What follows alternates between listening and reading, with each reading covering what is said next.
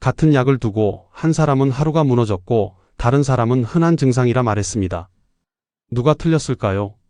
아니면 둘 다 자기 자리에서 최선을 다한 걸까요? 구독과 좋아요는 다음 진실을 전하는 데 큰 힘이 됩니다. 지금부터는 환자 정영자님의 시선입니다. 병원 진료실 문을 밀고 들어서자 특유의 소독약 냄새가 살짝 스쳤다. 의사는 모니터를 보다가 고개를 들었고 나는 천천히 의자에 앉으며 손가방을 무릎 위에 올렸다. 의사는 차트를 넘기더니 말했다. 오늘 혈압이 조금 높네요. 내가 말했다. 원래 좀 들쑥날쑥해요. 의사는 짧게 고개를 끄덕이며 키보드를 두드렸다. 모니터 불빛이 내 얼굴에 반사돼 눈이 조금 시렸다. 잠시 뒤 의사는 말했다. 지금 약으로는 조절이 잘 안 됩니다. 새 약으로 바꿔보죠. 그 말이 끝나는 순간 가슴이 묵직하게 내려앉았다. 나는 조심스럽게 물었다. 부작용은 없나요? 의사는 익숙한 어조로 말했다. 크게 문제되는 경우는 거의 없어요. 잘 드실 겁니다. 그러면서 처방전을 출력해 내 앞으로 밀어두었다. 나는 종이를 들었다 놓았다 하며 중얼거렸다. 또 바뀌네요. 더 묻고 싶은 말이 목구멍까지 차올랐지만 의사는 이미 다음 환자 이름을 부르고 있었다. 진료실을 나와 문을 닫자 복도 공기가 괜히 서늘하게 느껴졌다. 약국 쪽으로 걸으며 처방전을 다시 펼쳐보니 약 이름이 낯설고 글자는 작아서 돋보기를 꺼내려다 말았다. 혼잣말로 말했다. 괜찮다니까 그냥 먹으면 되지 하지만 가슴 한편에서는 설명할 수 없는 불안이 자꾸 올라왔다. 약국 문 앞에서 손가방 지퍼를 다시 한번 열어 처방전을 확인하고 또 닫았다. 문을 밀고 들어가기 전 잠시 서 있었다. 약 하나 바뀌는 건데 왜 이렇게 마음이 무거운지 스스로도 알 수 없었다. 아침에 새 약을 물과 함께 삼켜 내려보냈을 때는 별다른 느낌이 없어서 다행이라고 생각했다. 평소처럼 집안일을 하고 점심을 준비하며 시간을 보냈고 오후에도 특별한 변화는 없었다. 그런데 저녁 8시쯤 TV를 보다가 갑자기 머릿속이 휙 돌면서 몸이 뒤로 끌려가는 듯한 느낌이 들었다. 나는 자리에서 몸을 바로 세우려고 했지만 다리에 힘이 들어가지 않았다. 옆에 있던 소파 팔걸이를 잡고 겨우 버티며 말했다. 왜 이러지? 눈을 감아도 어지러움은 가시지 않았고 눈을 뜨면 천장이 흔들리는 것 같았다. 천천히 일어나 걸어보려 했지만 2걸음도 못 가 벽을 짚었다. 혼잣말처럼 말했다. 약 때문인가 아침에 먹은 새 약이 떠올랐다. 설명서에도 분명 어지러움이 적혀 있었다. 침실로 들어가서 침대에 누웠지만 머리는 더 무거워졌고 속은 메스꺼렸다. 시간이 얼마나 지났는지 모르겠다. 한참을 누워 있다가 조금 나아진 것 같아 부엌으로 가 물을 마셨다. 컵을 드는 손이 떨려 물이 살짝 흘렀다. 식탁에 앉아 약 봉지를 다시 펼쳤다. 글씨가 너무 작아 돋보기를 쓰고 읽으며 말했다. 일시적일 수 있다. 지속되면 상담이라니. 상담하려면 병원에 또 가야 한다. 지난번에도 의사는 괜찮다 했는데 이번에도 똑같이 말하지 않을까? 내일도 이 약을 먹어야 한다는 생각에 마음이 갑자기 답답해졌다. 그렇다고 안 먹자니 혈압이 걱정이고 먹자니 다시 이렇게 될까 두렵고 어느 쪽도 뚝 떨어지는 답이 없었다. 침대에 다시 누우니 세상은 고요했지만 머릿속은 더 복잡해졌다. 눈을 감고 중얼거렸다. 내일은 좀 나아지겠지. 그러나 확신은 없었다. 사흘째 어지러움이 계속됐다. 아침마다 약을 먹고 나면 머리가 묵직해지고 저녁이 되면 세상이 살짝 기울어진 것처럼 보였다. 더는 안 되겠다 싶어 병원에 다시 가기로 했다. 접수를 하고 번호표를 받았을 때 앞에 있는 사람 수가 꽤 많았다. 복도 의자에 앉아 기다리며 나는 혼잣말로 말했다. 이러다 쓰러지기라도 하면 어쩌려고 이름이 불릴 때까지 한참이 걸렸다. 진료실 문을 열고 들어가자 의사는 이미 모니터를 보고 있었다. 의자가 삐걱거리는 소리를 내며 내가 앉자 의사가 말했다. 한 달 뒤에 오시라 했는데 무슨 일이 있으셨어요? 나는 숨을 한번 고르고 말했다. 선생님, 새 약 먹고 나서 계속 어지러워요. 의사가 키보드를 두드리며 말했다. 어지러우시구나. 혈압약 부작용일 수 있어요. 흔한 증상입니다. 나는 조금 떨리는 목소리로 말했다. 근데 생활이 힘들 정도예요. 마트 갔다가도 어지러워서 벽을 잡았어요. 의사는 시계를 흘끔 보고 다시 말했다. 처음에는 그럴 수 있어요. 보통 2주일 정도 지나면 몸이 적응합니다. 조금만 더 지켜보시죠. 나는 조심스럽게 물었다. 약을 바꾸면 안 될까요? 의사는 모니터에서 눈을 떼지 않은 채 말했다. 지금 단계에서 바로 바꾸면 오히려 선택지가 줄어들어요. 어르신도 혈압 조절이 더 중요하시잖아요. 정말 못 견디겠으면 그때 생각해 봅시다. 말은 정돈되어 있었지만 내 몸이 얼마나 힘든지는 제대로 전해지지 않은 것 같았다. 진료실을 나와 복도에 앉자 한숨이 저절로 나왔다. 의사가 괜찮다 하니 믿어야 할지, 내 몸이 보내는 신호를 믿어야 할지, 마음은 더 복잡해졌다. 일주일이 지났다. 의사는 곧 괜찮아질 거라고 했지만 나는 하루도 편한 날이 없었다. 오늘은 장을 보러 마트에 갔다가 통로 중간에서 갑자기 어지러움이 몰려왔고 진열대를 붙들고 겨우 버텼다. 지나가던 점원이 말했다. 어르신, 괜찮으세요? 나는 숨을 가다듬으며 말했다. 괜찮아요. 그냥 잠깐 하지만 얼굴은 이미 벌겋게 달아오르고 손끝이 차가워졌다. 집에 돌아오니 온몸에서 힘이 빠지고 소파에 몸이 푹 꺼졌다. 눈을 감으면 천장이 기울어지고 눈을 뜨면 땅이 움직이는 것처럼 흔들렸다. 의사는 시간이 지나면 적응된다고 했는데 왜 나는 점점 더 힘들어지는 걸까? 병원에 다시 가야 하나 생각하다가도 지난번처럼 조금 더 지켜보세요라는 말만 들을 것 같아 발길이 떨어지지 않았다. 전화로라도 상담해 볼까 고민했지만 간호사에게 뭐라고 설명해야 할지 막막했다. 그냥 어지럽다는 말뿐인데 그 말로 내 하루가 얼마나 무너지는지 전해질까 싶었다. 통장을 꺼내 잔액을 확인하니 마음이 더 무거워졌다. 다른 병원을 가려면 초진 비용이 또 들 테고 그마저도 별다른 해결이 안 되면 허탈할 것 같았다. 그렇다고 약을 끊자니 혈압이 걱정이고 먹자니 어지러움이 두렵고 어느 쪽도 쉽게 선택할 수 없었다. 결국 물을 한 컵 마시고 약을 손에 들었다. 삼키기 전 조용히 말했다. 오늘만 버티자 하지만 약이 목을 타고 내려가는 순간에도 불안은 전혀 사라지지 않았다. 이제는 정말 누군가에게 말하고 싶었지만 막상 누구에게 말해야 할지 떠오르지 않았다. 딸에게서 전화가 온 건 저녁을 대충 넘기고 누워있던 시간이었다. 화면에 딸 이름이 뜨자 잠시 망설였지만 결국 통화 버튼을 눌렀다. 딸이 말했다. 엄마, 저녁 드셨어요. 나는 최대한 평온하게 말했다. 먹었지, 뭐. 그러나 딸은 바로 알아챘다. 엄마, 목소리가 이상해요. 어디 아파요? 순간 가슴이 철렁했지만 나는 서둘러 말했다. 아니야. 그냥 좀 피곤해서 그래. 딸이 잠시 말을 멈추고 조심스럽게 물었다. 요즘 혈압은 어때요? 병원은 다녀오셨어요? 사실은 새 약으로 힘들다고 솔직히 말하고 싶었다.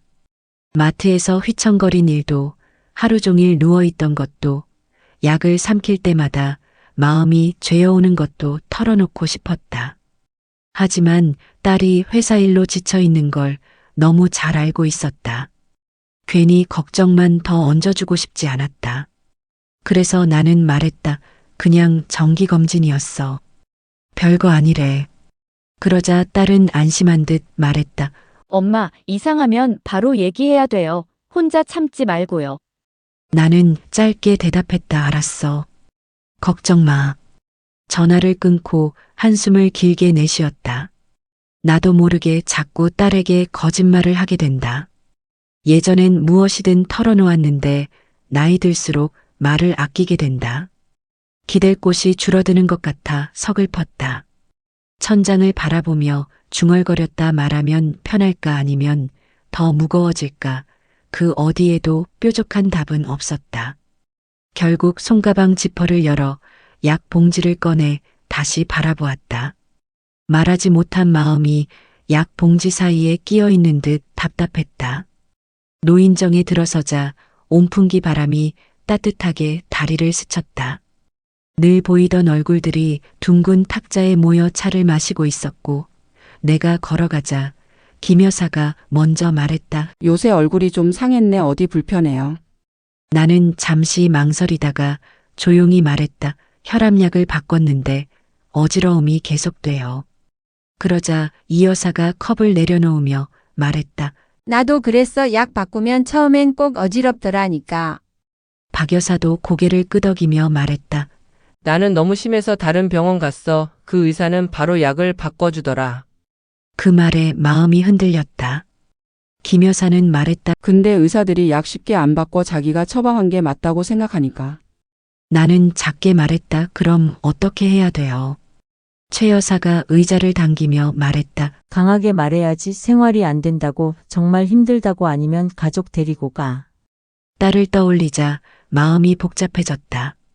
함께 가면 의사가 더 잘 들어줄 거라는 말이 맞긴 한데 딸을 번거롭게 하고 싶지 않았다. 대화를 듣고 있으니 모두 나와 비슷한 어려움을 겪었다는 사실이 조금은 위로가 됐다. 하지만 동시에 선택지가 너무 많아 더 혼란스러웠다. 참을지, 다시 병원에 갈지, 아니면 다른 병원을 찾아갈지. 노인정을 나오며 차가운 바람을 맞으니 마음이 더 가라앉았다. 발걸음은 느려졌고 나는 혼잣말로 말했다. 도대체 뭐가 맞는 거지? 답은 여전히 안 보였다. 어젯밤 결국 인터넷 검색창에 혈압약 어지러움이라고 적어 넣었다. 비슷한 고민을 적어둔 글이 끝없이 나왔고 댓글들 속에 이런 문장이 있었다. 약을 반으로 잘라 먹어보세요. 용량 줄이면 부작용 줄어요. 순간 가슴이 덜컥 내려앉았다. 의사 허락 없이 해도 되나 싶어 손이 멈칫했지만 지금 상태로는 하루도 버티기 힘들 것 같았다. 아침이 되자 약봉지를 들고 부엌 조리대 앞에 섰다. 나는 칼을 들고 말했다. 반만 먹어보자. 알약을 조심스럽게 눌러 잘랐지만 크기가 들쭉날쭉했다. 작은 쪽을 골라 물과 함께 삼켰다. 약이 목을 타고 내려가는 순간 괜히 죄책감 같은 게 스쳤다. 그래도 하루를 보내보니 어지러움이 확실히 덜했다. 저녁에도 상태가 나쁘지 않아 나는 혼잣말로 말했다. 조금은 낫네. 다음 날도 밥만 먹었다. 역시 전날과 비슷했다. 완전히 편한 건 아니지만 쓰러질 것 같은 공포가 줄어든 것만으로도 숨통이 트였다. 그러나 불안도 함께 커졌다. 용량을 줄이면 혈압이 제대로 잡히지 않는 건 아닐까? 나는 혈압계를 꺼내 팔에 감고 버튼을 눌렀다. 삐 소리와 함께 숫자가 나타났다. 138에 88. 조금 높지만 예전보다 안정적이었다. 마음이 완전히 놓이지는 않았지만 그래도 이전보다는 버틸만 했다. 문제는 다음 진료였다. 의사에게 말하면 혼나지 않을까? 왜 임의로 조절하셨어요? 라는 말이 떠올라 가슴이 조여왔다. 하지만 또 한편에서는 이렇게라도 살아남아야 한다는 마음이 들었다. 나는 약봉지를 내려다보며 천천히 말했다. 한 달만 기록 잘해서 얘기해보자. 그게 최선이겠지. 결론은 쉽게 나지 않았지만 적어도 오늘은 어제보다 조금 덜 두려웠다. 진료날이 다시 찾아왔다. 한 달 동안 반 알씩 먹으며 매일 혈압을 기록했고 어지러움도 거의 사라졌다. 그래도 병원으로 가는 길은 마음이 묵직했다. 왜 마음대로 줄였냐고 하면 뭐라고 하지 같은 생각들이 계속 머릿속을 맴돌았다. 진료실 문을 열자 의사가 모니터를 보다가 고개를 들었다. 의사가 말했다. 어르신, 지난 한 달은 어떠셨어요? 나는 손에 쥐고 있던 기록지를 조심스럽게 내밀며 말했다. 선생님, 드릴 말씀이 있어요. 약을 반으로 잘라 먹었어요. 의사의 표정이 잠시 굳었다. 왜 그러셨어요? 제가 하루 하나 드시라고 했잖아요. 나는 침을 한번 삼키고 말했다. 온전히 먹으면 너무 어지러웠어요. 그래서 반만 먹어봤는데 그게 저한테는 맞는 것 같더라고요. 의사가 기록지를 받아 꼼꼼히 훑어보았다. 한 줄 한 줄 살피던 의사가 잠시 숨을 고르고 말했다. 혈압이 잘 조절됐네요. 원래 용량이 어르신한테는 과했던 것 같습니다. 그 말을 듣는 순간 어깨가 스르르 풀리는 느낌이 들었다. 의사는 이어서 말했다. 앞으로는 그 용량으로 드세요. 제가 새로 처방해 드릴게요. 하지만 다음부터는 임의로 조절하지 마시고 꼭 먼저 말씀하세요. 나는 고개를 끄덕이며 말했다. 네, 알겠습니다. 이번에는 제가 너무 힘들어서 그랬어요. 처방전을 받으며 심장이 조금 따뜻해졌다. 드디어 내 몸의 신호가 틀리지 않았다는 게 확인된 것이다. 집으로 돌아와 새 약을 서랍에 넣고 천천히 숨을 고르며 생각했다. 처음부터 조금만 더 들어줬다면 이렇게 한 달을 고생하지 않았을까? 그래도 결국 해결됐다. 앞으로는 나도 의사도 서로 더 정확히 이야기해야겠다는 생각이 들었다. 결국 내 몸은 내가 가장 잘 아는 법이니까. 정영자님은 몸의 신호를 믿었고 박준호 의사는 수치를 믿었습니다. 이제 같은 시간 다른 공간에서 흘러간 박준호님의 진심을 따라가 봅니다. 알람이 울린 건 새벽 5시 반이었다. 전날 당직 여파가 아직 남아있어 눈꺼풀이 무거웠지만 억지로 몸을 일으켰다. 세수를 하고 거울을 보니 피곤이 얼굴에 그대로 남아있었다. 대충 아침을 챙겨 먹고 지하철역으로 향했다. 출근 시간대라 객실은 붐볐고 손잡이를 잡은 팔에는 약한 진동이 계속 전해졌다. 병원에 도착하니 이미 복도는 분주했다. 진료실 문을 열고 들어가 가운을 걸쳤다. 컴퓨터를 켜자 오늘 외래 목록이 떴다. 30명 가까운 환자들 이름이 줄지어 있었고 나는 숨을 내쉬며 혼잣말로 말했다. 오늘도 빠듯하겠네. 간호사가 들어와 말했다. 선생님, 준비 다 됐어요. 첫 환자 보내드릴까요? 나는 고개를 끄덕이며 말했다. 네, 보내주세요. 문이 열리고 첫 환자가 들어왔다. 혈당 조절이 잘 된다고 말하는 70대 남성, 이어 고혈압 약 조절이 필요한 여성, 다음 환자, 또 다음 환자. 진료는 기계처럼 이어졌고 나는 모니터와 환자 얼굴을 번갈아 보며 짧게 말했다. 네, 이 약으로 한 달 더 드셔보세요. 혈압이 조금 높아서 약을 바꿔야 할 것 같습니다. 시계를 보니 1시간 동안 10명 넘게 진료했다. 물 한 모금 마실 틈도 없었다. 의자의 등을 기대지도 못한 상태로 다음 환자를 불렀다. 복도 너머에서는 이름 부르는 소리와 기침 소리가 뒤섞여 들렸다. 나는 속으로 말했다. 오늘도 긴 하루가 시작됐네. 그리고 다시 모니터를 향해 몸을 돌렸다. 외래는 점점 속도가 붙고 있었다. 오전 중반쯤 차트를 넘기다가 익숙한 이름 하나가 눈에 들어왔다. 지난주에 혈압약을 바꿔 처방했던 70대 후반 여성 환자였다. 나는 혈압 수치와 처방 약명을 다시 한번 확인하고 간호사에게 말했다. 다음 환자 들어오시라고 해주세요. 문이 열리며 작은 체구의 여성이 조심스럽게 들어왔다. 나는 습관처럼 웃으며 말했다. 벌써 오셨네요. 한 달 뒤에 오시라고 했던 것 같은데 어디 불편하셨어요? 환자가 의자 끝에 앉아 양손을 꽉 모으더니 말했다. 선생님, 약 먹고 나서 계속 어지러워요. 나는 키보드를 두드리며 혈압 수치를 다시 확인했다. 수치는 오히려 이전보다 안정적이었다.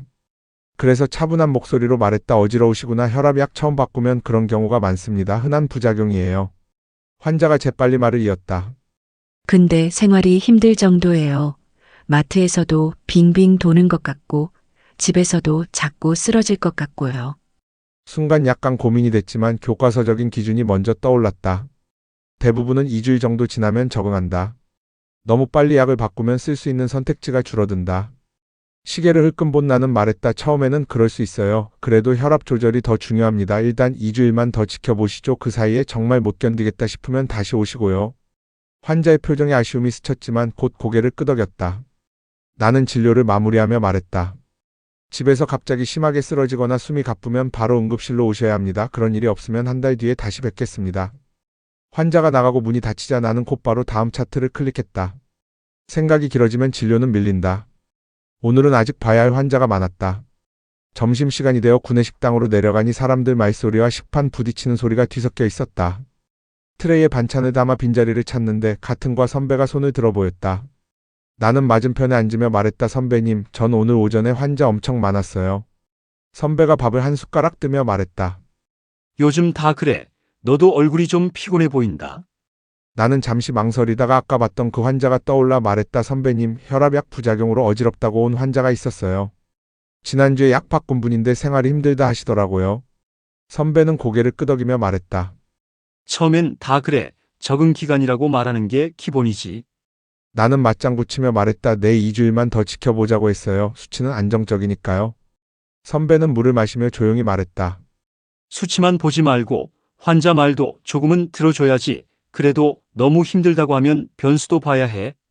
나는 포크를 내려놓고 말했다. 근데 그러다 보면 약 선택지가 줄어들잖아요. 너무 빨리 바꾸면 나중에 쓸 게 없고. 선배가 작게 웃으며 말했다. 그게 너희 젊은 의사들 고민이지. 근데 환자가 진짜 못 버티는 경우도 있어. 그런 사람은 무조건 적응만 기다리게 하면 더 큰 문제 터지는 경우도 있거든. 그 말을 듣자 아까 환자의 표정이 떠올랐다. 답답하고 불안해 보였던 얼굴. 선배는 마지막으로 말했다. 진료는 원칙도 중요하지만 경험도 중요해. 환자 말이 과장일 때도 있지만 진짜 신호일 때도 있어. 식판을 정리하며 나는 마음속에 작은 찝찝함이 남는 것을 느꼈다. 환자 말에 조금 더 귀 기울였어야 했던 건 아닐까? 오후 진료가 기다리고 있었지만 머릿속은 여전히 그 환자에게 걸려 있었다. 저녁 8시가 조금 넘은 시간 당직실에서 남은 차트 정리를 하고 있었다. 하루 종일 이어진 외래 탓에 어깨가 결리는 느낌이었고 컵라면 물이 끓는 소리가 작게 울렸다. 막 젓가락을 들려던 순간 호출기가 요란하게 울렸다. 응급실로 바로 내려오세요. 계단을 내려가며 나는 깊게 숨을 들이켰다. 응급실 문이 열리자 밝은 조명 아래에서 환자들의 목소리와 기계음이 한꺼번에 밀려왔다. 간호사가 급히 다가와 말했다. 선생님, 70대 여성 환자예요. 실신에서 왔고 혈압이 많이 떨어졌습니다. 나는 침대에 누워있는 환자에게 다가가 말했다. 어르신, 지금 괜찮으세요? 어디 불편하세요? 환자는 가늘게 떨리는 목소리로 말했다. 어지러워서 눈앞이 계속 빙 돌아요. 보호자로 보이는 딸이 옆에서 말했다. 엄마가 며칠째 어지럽다고 했어요. 약 바꾸고 나서 계속 그랬다는데 병원에서는 괜찮다 그랬다고. 나는 약 봉지를 받아 약명을 확인했다. 용량이 꽤 높은 혈압약이었다. 순간 머릿속을 스쳤다. 오늘 오전에 만난 그 환자도 비슷한 말을 하지 않았나? 나는 혈압계를 다시 연결하며 말했다. 약 용량이 어르신한테는 너무 높았던 것 같습니다. 일단 링거 맞으면서 상태 지켜보고 약은 조정하겠습니다. 딸이 안도의 한숨을 쉬었다. 환자의 손등에는 식은땀이 맺혀 있었고 나는 그 모습을 보며 마음이 묘하게 불편해졌다. 교과서적으로는 맞는 판단이었지만 실제 환자의 삶은 교과서 한 줄로 설명되지 않는다는 사실이 다시 떠올랐다. 응급실을 나서며 나는 속으로 말했다. 혹시 내가 너무 쉽게 넘긴 게 아닐까? 아침 해진을 돌며 어젯밤 응급실에서 본 환자를 다시 확인했다. 혈압은 안정됐고 표정도 훨씬 편안해져 있었다. 내가 말했다. 어르신, 오늘은 좀 어떠세요? 환자가 미소를 지으며 말했다. 살 것 같아요. 약을 줄이니까 확실히 나아요. 병실을 나오는 순간 설명하기 어려운 감정이 밀려왔다. 누군가에게는 단순한 용량 조절일지 몰라도 이 환자에게는 삶의 안정과 직결된 문제였다는 사실이 크게 다가왔다. 의사실로 돌아오니 커피 향이 풍겼지만 입맛은 전혀 당기지 않았다. 기록을 정리하다가 문득 의대 시절 들었던 교수님의 말이 떠올랐다. 교수님은 말했다. 환자가 하는 말에는 이유가 있다. 검사가 정답이 아닐 때도 있다. 그땐 막연히 좋은 말로만 들렸지만 지금은 그 말의 무게가 다르게 와 닿았다. 나는 책상 위 펜을 빙글 돌리며 중얼거렸다. 내가 듣지 못한 목소리가 얼마나 많았을까. 곧바로 오전 외래가 시작됐고 환자들이 차례로 들어왔다. 10번째 환자쯤 되었을 때 소화불량을 호소하는 60대 남성이 앉았다. 내가 말했다. 언제부터 그러셨어요? 환자가 대답했다. 일주일 전부터요. 혈압약 때문인 것 같아요. 나는 반사적으로 말했다. 처음엔 그럴 수 있어요. 조금 지나면 나아질 겁니다. 환자가 입술을 달싹이며 뭔가 더 말하려는 듯 했지만 다음 환자가 이미 기다리고 있어 얼른 마무리해야 했다. 진료가 끝나고 문이 닫히자 아까 응급실 환자의 얼굴이 떠올랐다. 수치가 정상이었어도 실제로는 하루하루를 버티기 힘들었을지 모른다. 나는 의자에 몸을 기대며 천천히 숨을 내쉬었다. 조금만 더 들어볼 걸. 그런 생각이 진료 내내 따라다녔다. 저녁 학회 세션이 열리는 호텔 회의실은 조용했지만 묘하게 팽팽한 공기가 감돌았다. 주제는 환자 중심 진료. 발표자가 단상에 서서 말했다. 여러분, 환자의 경험을 충분히 듣는 것이 치료 수능도를 높입니다. 나는 메모지를 앞에 두고 가만히 듣고 있었지만 머릿속은 계속 오전 외래가 떠올랐다. 발표자는 슬라이드를 넘기며 말했다. 수치가 아니라 환자가 일상에서 어떤 불편을 겪는지가 더 중요한 경우도 있습니다. 그 순간 어젯밤 응급실에서 쓰러져 들어온 환자 모습이 다시 떠올랐다. 옆에 앉은 선배가 작은 목소리로 말했다. 말은 쉽지 현실에서는 환자 너무 많아. 너도 알잖아. 나는 고개를 끄덕이며 말했다. 네, 근데 조금은 바꿔야겠다는 생각이 들어요. 선배는 컵에 남은 물을 마시며 말했다. 조금은 들어줘야지. 근데 선은 지켜야 한다. 환자는 끝도 없이 말하거든. 발표가 끝나고 지뢰 시간이 되자 누군가 질문했다. 시간이 부족할 때 어떻게 환자 이야기를 효율적으로 들을 수 있을까요? 발표자가 답했다. 핵심만 묻는 겁니다. 어떤 순간이 제일 힘드셨나요? 이 한 문장이 많은 걸 드러냅니다. 나는 그 말을 곱씹었다. 정말 그 한 문장이 세상을 바꿀 수도 있을까? 회의실을 나서며 선배가 말했다. 너무 이상적으로 생각하지 말고 내 방식대로 균형을 찾아봐. 밖으로 나오니 차가운 밤 공기가 얼굴에 스쳤다. 나는 하늘을 올려다보며 천천히 중얼거렸다. 그래도 내일은 조금 다르게 해보자. 오후 외래가 거의 끝나갈 무렵 대기 목록에 익숙한 이름이 눈에 들어왔다. 몇 주 전새 혈압약을 처방했고 며칠 전 어지럽다고 다시 찾아왔던 70대 후반 여성 환자였다. 나는 숨을 한번 고르고 간호사에게 말했다. 다음 분 들어오시라고 해주세요. 문이 열리자 작은 체구의 환자가 조심스럽게 걸어 들어와 의자 끝에 앉았다. 내가 말했다. 한 달 만에 오시기로 했는데 그 사이에 어떠셨어요? 환자가 손가락을 꼭 모은 채 말했다. 선생님, 드릴 말씀이 있어요. 제가 약을 반으로 잘라 먹었어요. 순간 가슴이 철렁했다. 처방과 다른 복용은 늘 위험 신호였다. 나는 최대한 차분하게 말했다. 왜 그렇게 드셨어요? 하루 한 알 드시라고 했잖아요. 환자가 고개를 숙이며 말했다. 온전히 먹으면 너무 어지러웠어요. 마트에서도 집에서도 자꾸 비틀거려서요. 그래서 겁이 나서 밥만 먹어봤는데 그게 그나마 덜 힘들더라고요. 나는 잠시 말없이 환자의 얼굴을 바라보다가 환자가 내민 종이를 건네받았다. 한 달 동안 매일 적어온 혈압 기록이었다. 아침, 저녁 수치가 빠짐없이 적혀 있었고 숫자는 생각보다 안정적이었다. 나는 속으로 중얼거렸다. 이 정도면 조절이 되고 있네. 기록을 다 살핀 뒤 말했다. 지금 이 용량으로도 충분히 조절이 되고 있습니다. 처음에 제가 드린 용량이 어르신께는 조금 많았던 것 같네요. 환자의 표정이 그제야 풀렸다. 나는 말을 이었다. 앞으로는 오늘처럼 반 용량으로 처방해 드릴게요. 다만 이렇게 임의로 줄이기 전에 반드시 먼저 말씀해 주셔야 합니다. 환자가 작게 웃으며 말했다. 네, 다음에는 먼저 여쭤볼게요. 그래도 한 달 동안 견딘 보람은 있네요. 환자가 나가고 문이 닫히자 나는 의자에 잠시 기대어 눈을 감았다. 수치만 보지 말자고 마음속으로 조용히 다짐했다. 한 달이 지나 다시 외래가 시작됐다. 나는 오늘만큼은 환자들에게 조금 더 귀 기울여 보자고 마음속으로 조용히 다짐했다. 첫 환자가 들어왔을 때 나는 자연스럽게 물었다. 약 드시고 어떤 점이 제일 불편하셨어요? 환자가 잠시 생각하다 말하는 내용을 듣다 보니 단순한 수치로는 보이지 않는 삶의 불편이 더 선명하게 느껴졌다. 진료 속도는 예전보다 조금 느려졌지만 이상하게도 답답함보다는 안정감이 들었다. 8번째 환자는 새 약을 처방받고 재방문한 60대 여성이었다. 내가 물었다. 식사하시고 불편한 증상은 없으셨어요? 환자가 말했다. 자고 일어나면 속이 더부룩한데 낮엔 괜찮아요. 예전 같았으면 지나면 괜찮겠죠 라고 말하고 넘어갔겠지만 나는 한 번 더 물었다. 어르신 생활에 지장 있으셨어요? 어느 시간대가 제일 힘드셨어요? 환자는 놀란 듯 말했다. 자세히 물어봐 주셔서 고맙네요. 자기 전에 먹으면 덜 불편할 것 같아요. 나는 고개를 끄덕이며 말했다. 그렇게 한번 조절해 보세요. 그게 훨씬 수월하실 겁니다. 환자는 안도한 듯 미소를 지었다. 진료가 끝나고 문이 닫히자 나는 자신도 모르게 가볍게 숨을 내쉬었다. 작은 변화였지만 환자들의 표정이 분명 달라지고 있었다. 오후가 다 끝나고 전산에 입력된 환자 만족도 지표를 확인했다.